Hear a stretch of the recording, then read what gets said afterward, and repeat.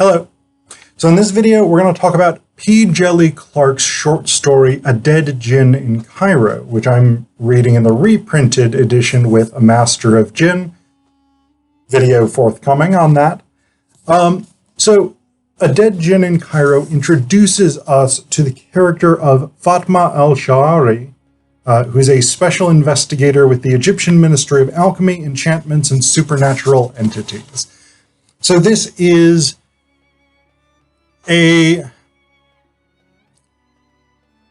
steampunk adjacent, not necessarily steampunk as such, because there's not that much. There's some interest in technology. It's not clear that it's steam-powered technology as such, but it's certainly steampunk adjacent. Set in 1912 in Cairo.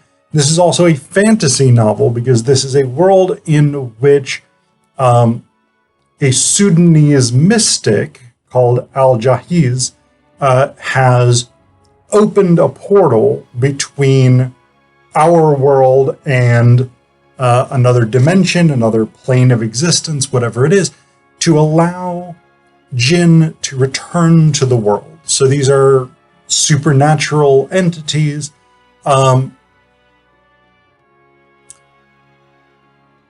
All different kinds of them populate this world, and that's more developed in A Master of Djinn, the subsequent novel.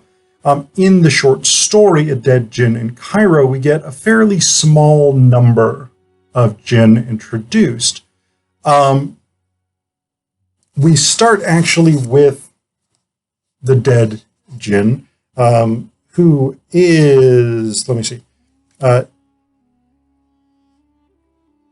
described as an old one at that, nearly twice the size of a man with fingers that ended in curved talons long as knives.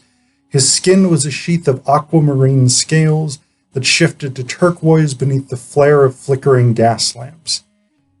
He sat unclothed between tasseled cushions of lavender and burgundy, his muscular arms and legs spread wide and leaving nothing to the imagination. So, in this case, what Fatma and Inspector Asim Sharif, basically they are investigating this Jinn's death. It appears to be based on the magical symbols surrounding the body. Suicide by exsanguination, that is being drained of blood, which is probably quite an unpleasant way to die. So it doesn't make that much sense, particularly since Jinn are not known to commit suicide anyway. What this investigation leads them to is the angels. The angels are another sort of supernatural faction, and while it's generally agreed in the world of these stories that they aren't angels as such, no one is quite sure what they are. They have large mechanical bodies, but they're sort of incorporeal or semi-corporeal energy beings.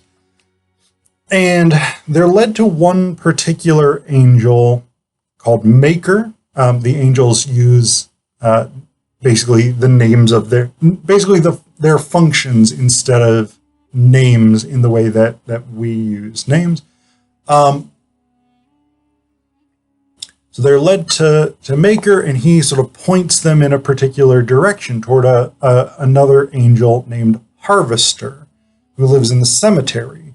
They go and they find Harvester's dwelling, but what they discover is that he's been eaten by ghouls.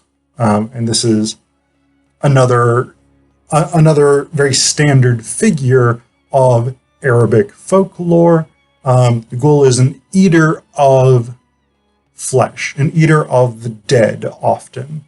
And so Fatma and Asim have to fight a set of ghouls, and they realize that Harvester, the angel, has been eaten by them.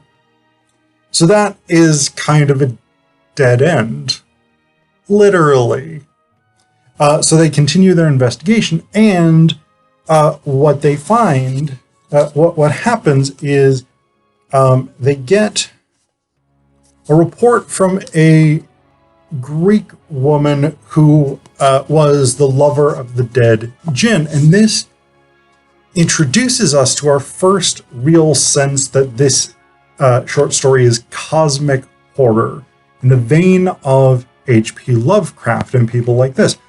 This sort of grand existential horror in which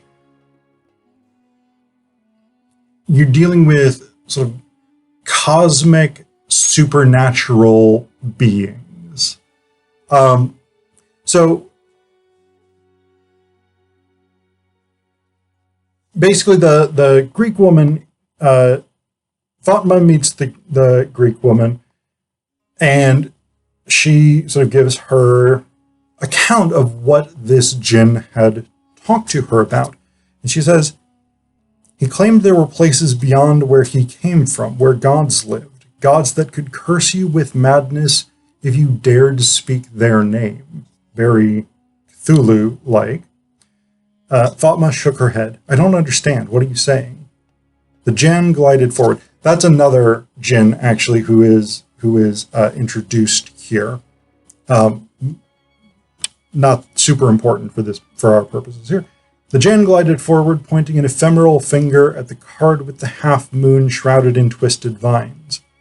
Djinn once worshipped their own gods, Inspector, old beings that dwelled beyond the Kaf in cold and dark worlds. Do you not see here, rising from that darkness? Fatma looked down at the half-moon, for the first time realizing it looked like something emerging, the way the sun rose on the horizon. The rising, she breathed aloud.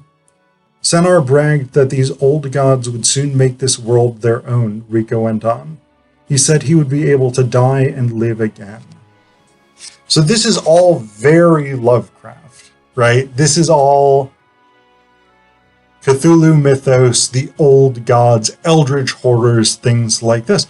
And that sensation increases over the course of the short story.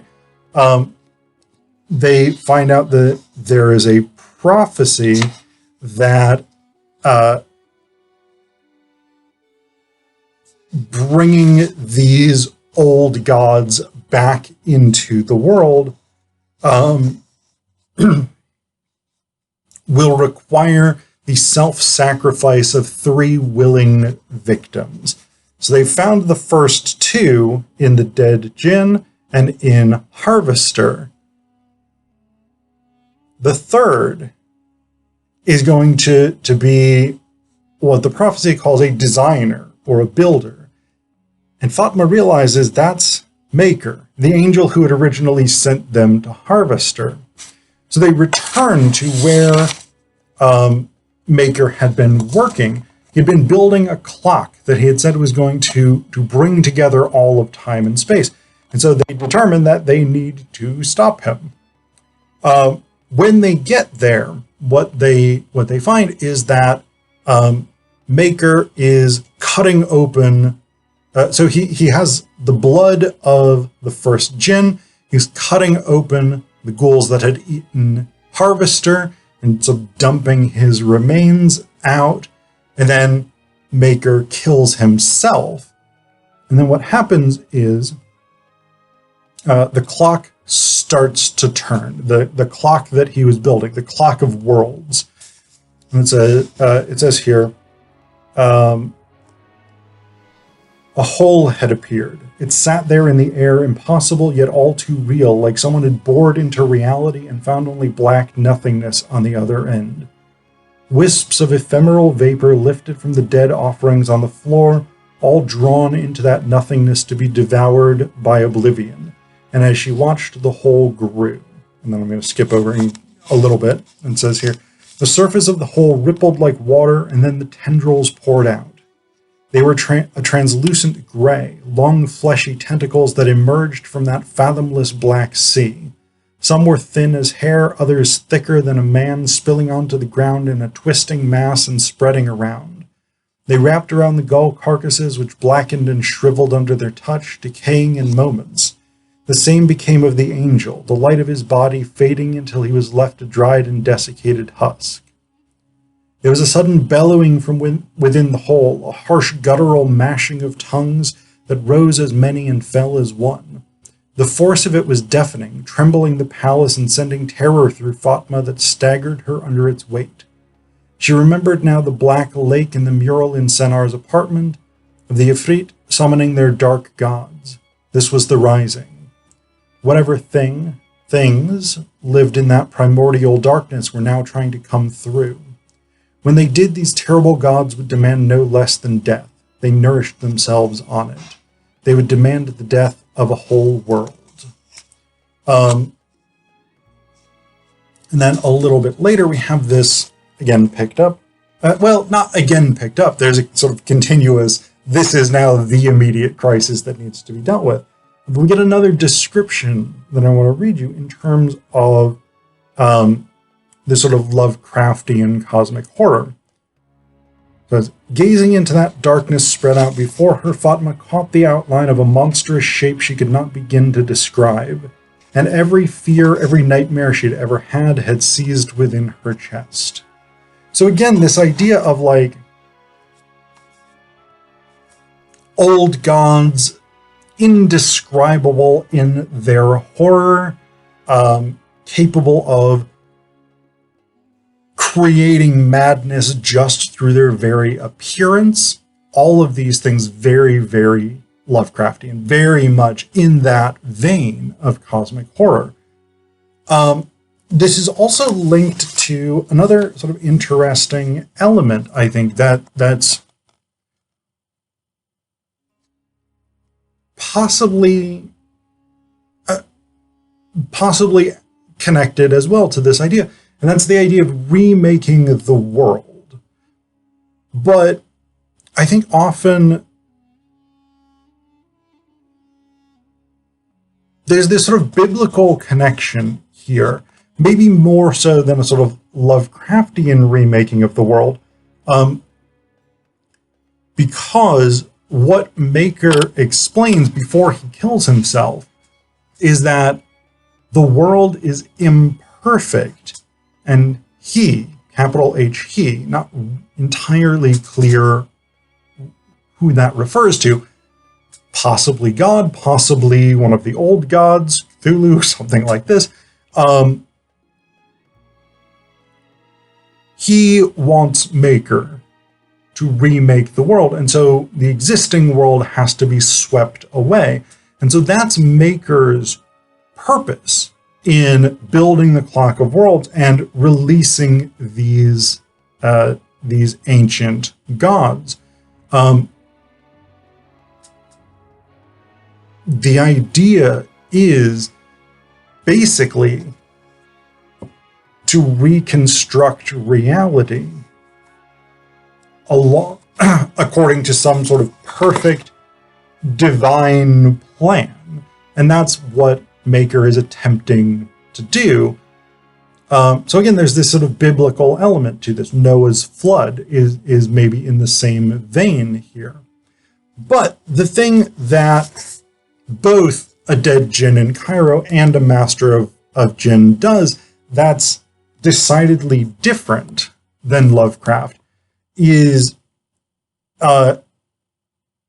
surpasses the racism and xenophobia of Lovecraft, because this is also a post-colonial story. This is set in a Cairo, in an Egypt that has thrown off British imperialism, and that's much more central to the novel than it is to the short story. But we also have a female protagonist. Fatma, Agent Fatma, is a woman.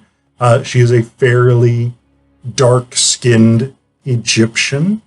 And these would probably not be things that Lovecraft would be particularly supportive of, given that he was racist and xenophobic. But we also have these great sort of ironic post-colonial elements here. Fatma wears English tailored suits. She's a very sharp dresser, according to the both short story and the novel. And in the short story, Asim asks her about the suits. And it says here, Fatma closed the watch, tucking it away and sitting back.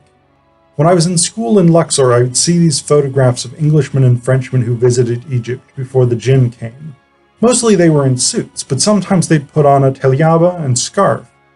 I found out they called it going native, to look exotic, they said. Did they? Asim cut in. Did they what? Look exotic. No, just ridiculous. Asim snickered. Anyway, when I bought my first suit, the English tailor asked me why I wanted it. I told him I wanted to look exotic. So there's this fun post-colonial element, because again, this is challenging that sort of racism and xenophobia of Lovecraft, but it's also worth noting that a lot of steampunk is set in Europe, especially Britain, or in the United States.